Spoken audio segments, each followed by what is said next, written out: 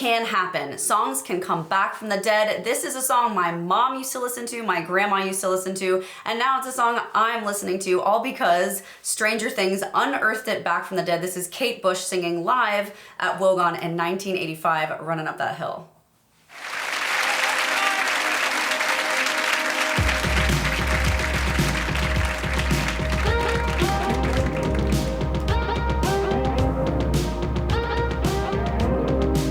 By the way, there's a music video of this with like 90-something million views. I chose to do this because it's saying she's singing live here.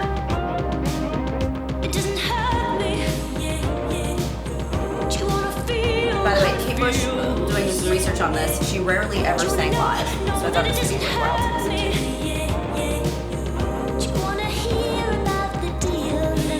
to. She sounds just like the record.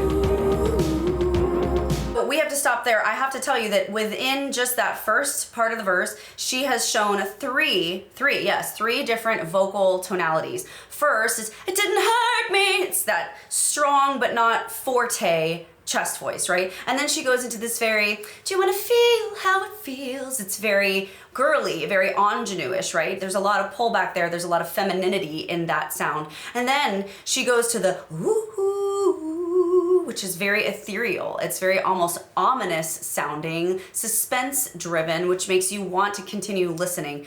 3 vocal tonalities just in this first part. It's you and me. I love how she breaks up that phrase as well with her breath and glottal attacks. It's you and me.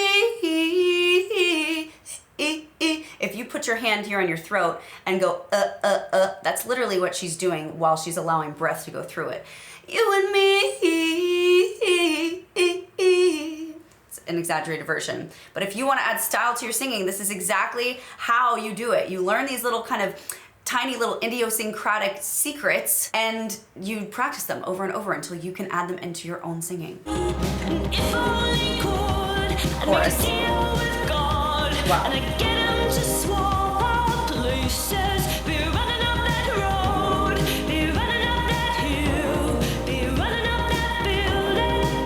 Okay, that is a vocal styling masterclass, that chorus in and of itself. So you listen to the whole thing. I'm gonna go back and I'm gonna show you exactly why what she did was so genius.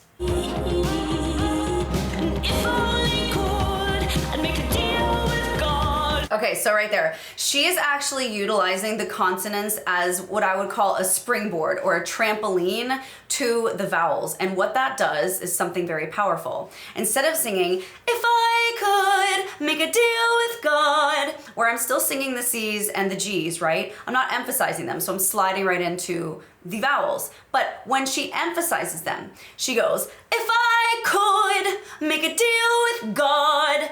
And she also drops her jaw on this very dramatic O. And what that does when you springboard off of consonants like this is you emphasize the vowel. Your vibrato, if you have it, is emphasized as well. And it exerts way more authority and power sonically as you're singing. And this correlates perfectly with the lyrics. If I could make a deal with God, that's a really big statement. So the vocals need to match that big statement. And she does a beautiful job at using her consonants as tools to springboard into even stronger phonatable vowels that exert the same force and meaning as the lyrics. Get it?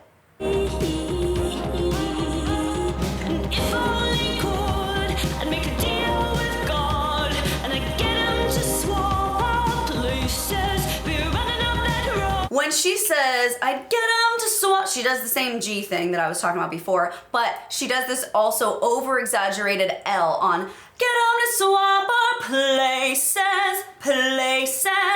instead of places. Do you hear the difference? It is such a small difference in my mouth, but it makes such a big difference in my ears. And if you're a singer listening to this, you need to start paying attention to those tiny little changes within your voice that differentiate you from the masses that don't know how to do this stuff.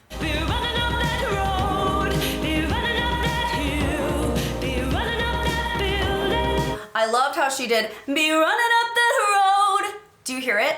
If I could I wish I could slow-mo. Let me see if I can. Be running up the road. I did slow-mo it. That's what she's doing, only quicker. The road. Be running up the road. it just adds this beautiful little feminine cry at the top.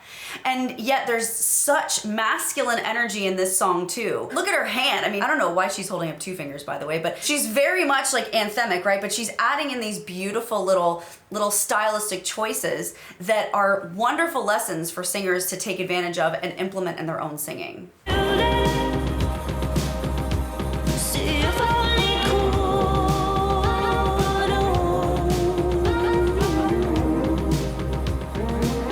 Amazing 80s beat. She was actually discovered by David Gilmour of Pink Floyd. Fun fact. You don't wanna hurt me, but see how deep the bullet lies. Now that's crazy different vocal tonality too. Very girly, don't wanna hurt me, see how deep the water lies. It gives me Gaga vibes right here actually. Do you hear that? See how deep the bullet lies. She came first, right? So maybe Gaga is influenced by her. I'd be interested to know.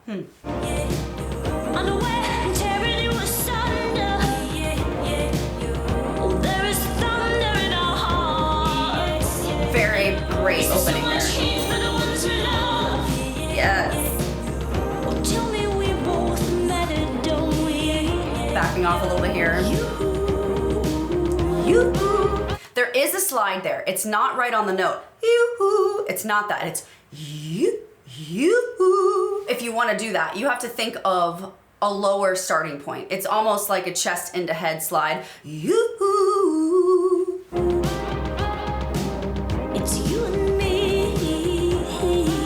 And that's high voice. It's you and me. You won't be unhappy. But that part actually she changed to chest voice. So it's you and me. And by the way, she wasn't really doing a glottal attack there as she was the first time with breath. She was just separating with breath there. There's a difference. So just know that. Also then as she repeated it the second time, because she's getting ready to go into the chorus again, she did a backed off version of chest voice. Let's listen one more time so you can hear it. It's you and me. That's head voice. Here we go, chest. It's you and me. You and me.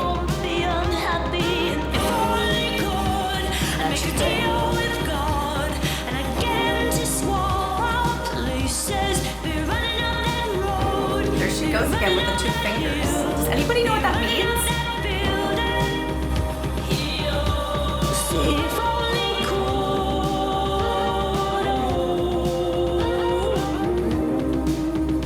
Now that's very interesting to me, the way she chose to deliver that line.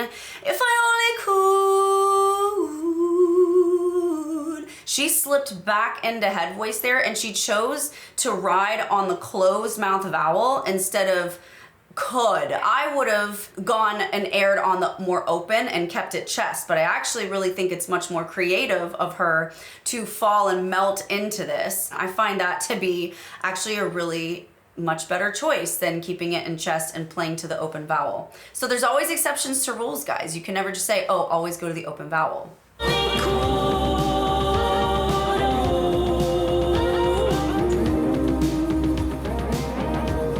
So Kate Bush is actually 63 now, and she is the oldest person in history to ever have a #1 song as of now, thanks to Stranger Things. It's you and me. It's you and me. You and me. I love that cry there.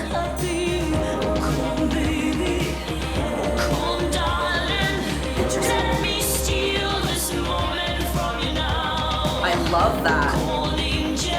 Come on, darling.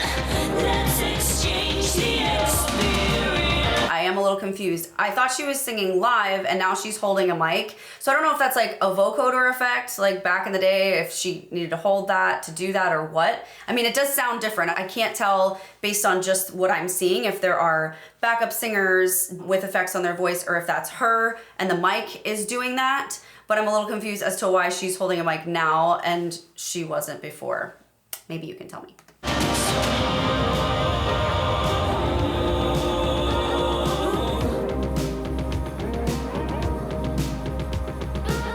But whatever it is, I'm here for the sound because I think it sounds bomb.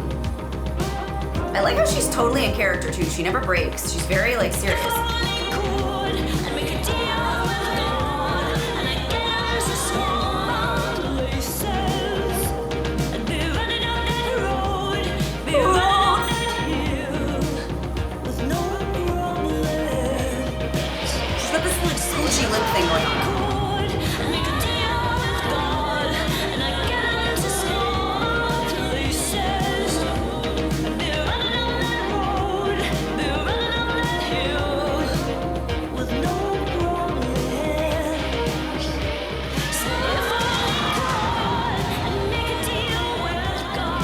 now melodic change. She's kind of taking the chorus now and changing the melody. You know, when you have done the chorus a few times, now it's time to kind of give the listener enough credit to know that they know what the original is supposed to be, and now it's time to give a little bit more of a palate cleansing artistic interpretation of the biggest hook in the song, and that's what she's doing right here. Make a deal with God. Kind of changing the rhythm as well. Back to the regular.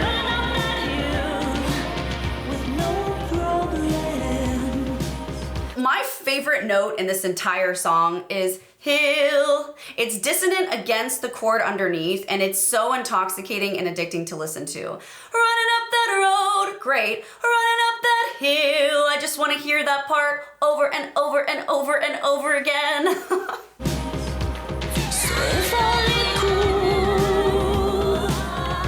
Vibrato's beautiful.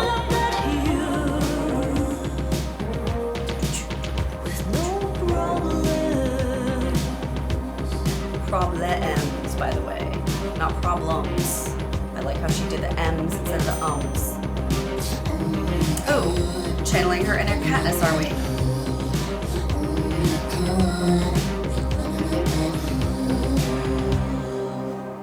This song is actually from the record Hounds of Love, and if you only know Kate Bush from Stranger Things, I so encourage you to check out this record as well as her entire catalog of music. She's super talented, and by the way, she's someone who really never did live shows. She just wrote great songs back when you really had to do live shows to make it. So that's an amazing testimony to Kate Bush's talent in and of itself.